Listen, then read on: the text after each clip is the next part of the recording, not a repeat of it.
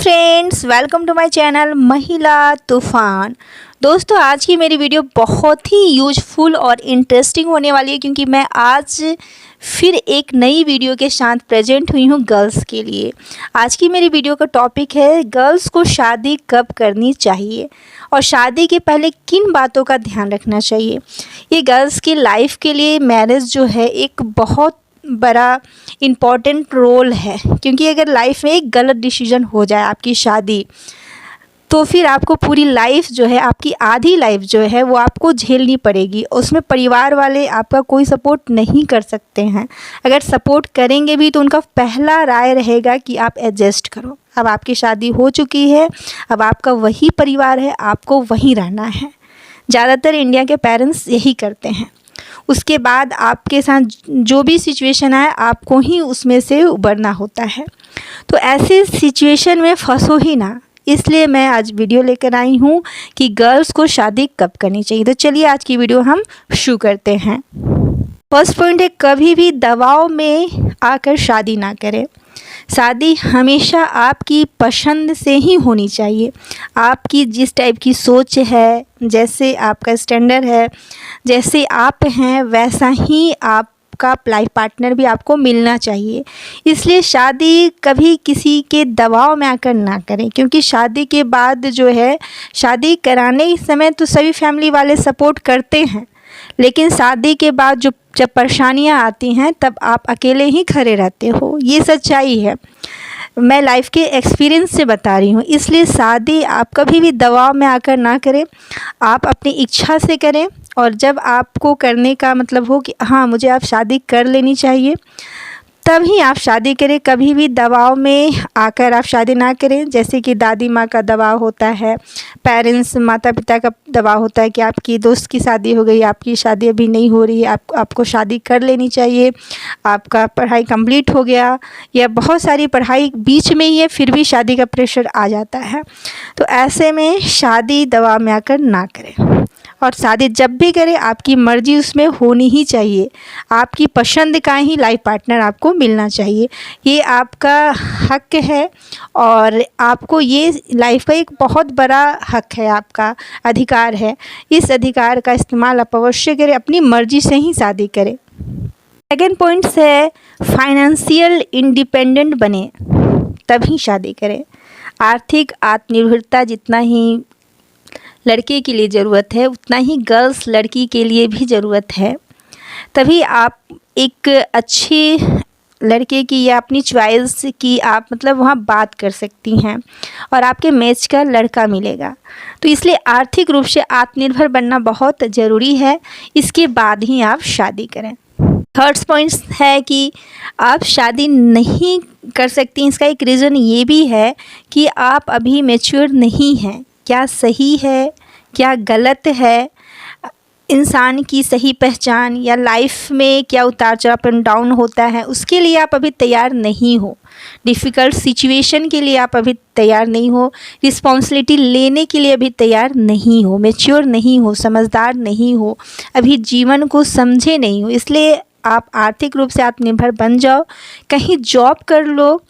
Job अगर अकेले कहीं बाहर रह के आप जॉब कर लेती हो तो दुनिया को समझने लगती हो कि किस पे ट्रस्ट करे, किस पे ट्रस्ट ना करे, कौन सा इंसान सही है, कौन सा गलत है, मेरे लाइफ के लिए मैं खुद अकेले कैसे जीवन जी सकती हूँ, अपने लिए मैं क्या कर सकती हूँ, और एक तरह से अपने आप को सेफ कैसे रखे।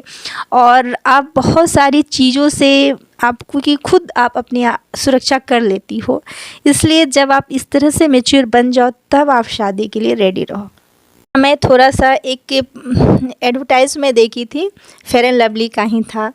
आप भी शायद देखी होंगी कि पापा शादी के लिए बोल रहे थे तो लड़की क्या बोलती है, पापा मैं भी तो बन जाऊं तब ना बराबर इक्वल मैच होगा। तो इसलिए लड़की को भी हायर एजुकेशन लेना, कैरियर बनाना बहुत ज़रूरी है। मैच करने का मतलब ये नहीं कि आप सुंदर हैं तो लड़का भी, आप गोरी हैं तो लड़का भी गोरा होना चाहिए। मैच, रियल मैच का मतलब है कि आप एजुकेटेड हैं, जिस जॉब में डॉक्टर हैं तो आपका मैच का डॉक्टर होना चाहिए। आप भी डॉक्टर, वो भी डॉक्टर, तब जोड़ी जमती है। इस तरह से। लेकिन इस बात को इंडिया के पेरेंट्स समझते नहीं हैं और कभी समझेंगे कि नहीं। अब तो थोड़ा सा सुधार हो रहा है और आशा करती हूँ कि इस वीडियो के बाद अगर पेरेंट्स जो नहीं समझते हैं उनको आप ज़रूर सुनाएं कि वो थोड़ा सा समझे कि मैच जोड़ी क्या होती है। पॉइंट से कि लाइफ पार्टनर का मतलब पता नहीं। अब लड़की की एज कम है, वो भी पढ़ाई ही कर रही है, तो लाइफ पार्टनर क्या है, ससुराल क्या है, सास ससुर क्या है, पति क्या है, वो ये सब चीज़ उसे पता ही नहीं। वो तो अभी खुद अपने आप को ठीक से समझी नहीं है, जान नहीं पा रही है, तो फिर वो क्या करेगी। और इसमें एक एज होता है आपका, टीनेजर जो एज है या 10+2 का जो उम्र होता है, या कॉलेज को ले ले, तो इस समय ऐसा एज होता है कि आप प्यार के चक्रों में भी पड़ सकते हो। जैसे कोई बहुत सुंदर है, बहुत सुंदर लड़का है, हैंडसम है, तो आप उसके पीछे प्यार में मत पड़ो, उसके पीछे भागो मत। क्योंकि लाइफ में सिर्फ वो सुंदर है, आप सुंदर हो तो जोड़ी मैच है, ऐसा नहीं होता है। सुंदरता का जो प्यार का भूत है वो फिर उतर जाता है। उसके बाद आप भाग के शादी कर लेते हो या अपनी मर्ज़ी से शादी कर लेते हो, तो यहाँ भी गलत है। मैंने शुरू में स्टार्टिंग में कही कि आपकी शादी आपकी मर्ज़ी से होनी चाहिए। आपको एक अच्छा लड़का मिलना चाहिए जिससे आप हकदार हो। आपकी लाइफ के लिए ये बहुत ज़रूरी डिसीजन है। लेकिन इसका मतलब ये नहीं कि आप खुद ही अभी इमेच्योर हो, समझदार नहीं हो, और एक सुंदर लड़का या वो आपको बहुत प्यार करता है, बहुत आपकी केयर करता है, बहुत लविंग नेचर का भी है, तो आप उससे शादी कर लो, ऐसा भी नहीं है। तो आपको खुद से भी ऐसा गलत तरीके से ऐसे शादी नहीं करनी है। इसके भी आपको लाइफ में बहुत सारी चीज़ें का सामना करना पड़ सकता है। और बहुत सारे एग्जाम्पल हैं समाज में जो खुद से शादी करती है तो बाद में लड़का कुछ कमाता नहीं है, उसके पेरेंट्स आपको एक्सेप्ट नहीं करते हैं, फिर कहीं आप अपने पेरेंट्स के पास जाते हैं तो वो भी बोलते हैं कि अपनी मर्ज़ी से क्यों, तो खुद भुगतो, फिर उन्हें समाज में शर्मिंदगी उठानी पड़ती है। बहुत सारा रीज़न हो जाता है। तो ये काम भी करने से, अपने आप को शादी करने से इस उम्र में मतलब रोको, शादी मत करो, प्यार में मत पड़ो। पॉइंट से कि मेंटली स्ट्रांग नहीं हो लाइफ में शादी के। ऐसे तो लाइफ में शादी के पहले जो भी इकोनॉमिक प्रॉब्लम होती है, जो भी परिवार में फाइनेंस को भी प्रॉब्लम हो, तो पेरेंट्स हैंडल कर लेते हैं, आप तक वो प्रॉब्लम आती नहीं है।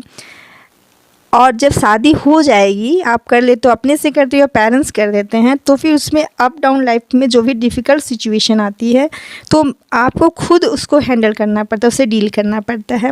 तो मेंटली स्ट्रॉन्ग नहीं हो जब आपकी उम्र जो है, अभी तो गवर्नमेंट भी 21 ईयर्स के बाद ही शादी करने के लिए, गर्ल्स को पहले 18 ईयर्स था। तो इस तरह से मतलब आप मेंटली स्ट्रॉन्ग नहीं हो तो भी आपको शादी नहीं करनी चाहिए। थोड़ा सा मेंटली स्ट्रॉन्ग बनो, लाइफ को थोड़ा सा देखो समझो, तब मतलब आपको शादी करनी चाहिए। पॉइंट है कि आप अभी रिस्पॉन्सिबल नहीं बने हो किसी भी चीज़ की। रिस्पॉन्सिबिलिटी जैसे शादी के बाद आप ही नहीं, अब आपके बच्चे भी हो जाएंगे। फिर आपके पेरेंट्स तो हैं ही मायके में, ससुराल में भी आपके पेरेंट्स, जैसे जिनको हम फादर इन लॉ कहते हैं, ब्रदर इन लॉ कहते हैं, मदर इन लॉ सासू माँ, तो जेठ जी, बहुत सारे रिलेशन। तो आप चाची सास भी बन सकती हैं, चाची बन जाती हैं, बहुत सारे रिलेशन भाभी बन जाती हैं। तो इतनी सारी रिस्पॉन्सिबिलिटी लेने के लिए, इतने सारे रिलेशन को लेके अपने कैरियर बनाने में आपको बहुत सारी प्रॉब्लम आएंगी। इसलिए अभी इस सिचुएशन को फेस करने के लिए रिस्पॉन्सिबल आप नहीं बने हो, इसलिए भी आपको शादी नहीं करनी चाहिए। सेकंड पॉइंट से कि आपको शादी जल्दी इसलिए भी नहीं करनी चाहिए कि टाइम का यूज कर सकते हो। ऐसे बहुत सारे पेरेंट्स कहते हैं, समझाते हैं कि अच्छा ससुराल है, वहाँ जाके भी तुम पढ़ाई कंप्लीट कर सकती हो, फिर वहाँ भी आप आगे की पढ़ाई कर सकती हो। तो इसमें मैं कहना चाहूँगी कि पेरेंट्स का एक कहें कि मजबूरी भी होती है कि वो सोचते हैं कि लड़की के जल्दी हाथ पीले करके अपना जो कर्तव्य है वो पूरा कर ले और उसके लड़की की रिस्पॉन्सिबिलिटी से वो फ्री हो जाए, अपनी जिम्मेवारी मतलब दूसरे पे डाल दे। एक तरह से इंडियन थॉट यही होता है।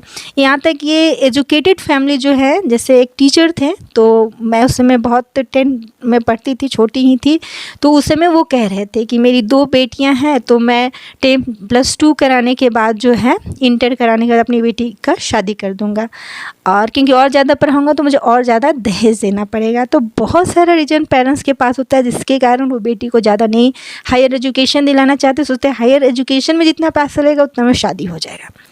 तो इन सारी बातों को देखते हुए मतलब आप वो शादी पे आपको प्रेशर करते हैं कि आप शादी कर लो, दबाव डालते हैं। तो आपको पेरेंट्स को थोड़ा सा समझाना होगा, इस वीडियो के माध्यम से भी आप पेरेंट्स को थोड़ा समझाएं कि ये जो टाइम है आपका, टाइम का यूज करके अगर आप करियर बना सकते हो, पढ़ने में अच्छे हो, किसी भी एक स्किल आपके अंदर है और टैलेंट है और आप उसको इम्प्रूव कर सकते हो, आगे बढ़ रहे हो और आप में रियल में टैलेंट है, आप मेहनती हो, तो आपको एक चांस मिलना चाहिए। जैसे कि आपको प्रोफेसर बनना है, डॉक्टर बनना है, इंजीनियर बनना है, पढ़ाई में बहुत अच्छे हो या किसी भी क्षेत्र में आप अच्छे हो, तो आपको मतलब चांस, अभी यही उम्र है कि आप कुछ अपने लाइफ में अचीव कर सकते हो। क्योंकि शादी के बाद और रिस्पॉन्सिबिलिटी जो होती है वो बढ़ती चली जाती है। उसके बाद बहुत कम गर्ल्स होती हैं जो सक्सेस कर पाती हैं, बहुत कम ऐसे हस्बैंड मिलते हैं जो वाइफ की करियर को लेके सीरियस रहते हैं, या वो चाहते हैं कि वाइफ उनसे आगे बढ़ जाए या कुछ इनकम करे। तो इस तरह का सोच वाले हस्बैंड जिन्हें मिल जाते हैं, ईश्वर करे कि सबको ऐसे हस्बैंड मिले और ससुराल में भी ऐसी मदर इन लॉ मिल जाए कि आपको वहाँ हर तरह के कपड़े पहनने का फ्रीडम हो, आपकी सोच, आपके करियर की कद्र हो, कोई आपको समझने वाला हो और आपको पढ़ने का टाइम दे, बेबी को भी कोई संभाल ले अगर बच्चे हो गए हैं तो ऐसा हम सिर्फ कल्पना कर सकते हैं। हकीकत में बहुत कम इंडिया में तो बहुत ही कम ऐसे परिवार में का मिलना है। तो इसलिए पहले से ही आपको अगर अपने लाइफ को लेकर सीरियस हो, करियर को लेकर सीरियस हो, तो टाइम का यूज करके करियर बनाने के बाद ही शादी करो। तो आज की वीडियो में बस इतना ही। वीडियो अच्छी लगी हो तो लाइक करो, शेयर करो, कमेंट करो, मेरे चैनल बने तो सब्सक्राइब करो। लेकिन शादी आप अपनी मर्जी से ही करो, पैर पे खड़े होके करो। पैर पे खड़े होके करने का मतलब सिर्फ पैर पे खड़ा होना नहीं, आर्थिक रूप से आत्मनिर्भर बनना बहुत ज़रूरी है। अपने टैलेंट पे फोकस करो, अपने आप को डेवलप करो, एक टैलेंट को पकड़ कर, एक स्किल को पकड़ कर जीवन में आगे बढ़ो। चाहे आप किसान की बेटी हो, इंजीनियर की बेटी हो, इससे मतलब नहीं, खुद आपका टैलेंट क्या है, आप कितना मंथली में कितना आप कमाते हो, कितना कमा सकती हो, ये इम्पॉर्टेंट है। और ये भी है कि एक बात मैं और कहना चाहूँगी गर्ल्स के लिए कि आप अगर आपके पेरेंट्स ज़्यादा आपको नहीं पढ़ा पाते हैं तो ये मत समझो कि आप लाइफ में कुछ कर नहीं सकती हो। बहुत ऐसे ऑप्शन हैं जो पढ़ाई के अलावा हम बहुत सारे कार्य कर सकते, इनकम जनरेट कर सकते हो, अपने पैरों पे खड़े हो सकते हैं। इसलिए किसी भी सिचुएशन में हो, बद से बदतर सिचुएशन में हो, लेकिन कभी हार मत मारना, जीवन में कभी हार मत मानना और लाइफ में रोशनी तलाश करना, अंधेरे में एक दिया, एक माचिस ज़रूर जलाना अपने लाइफ के लिए और जीवन में आगे बढ़ना। आज के वीडियो में बस इतना ही। अच्छी लगी हो तो लाइक करें, शेयर करें, कमेंट करें। फिर से मैं कहती हूँ बहुत बहुत धन्यवाद। Thanks for watching. धन्यवाद।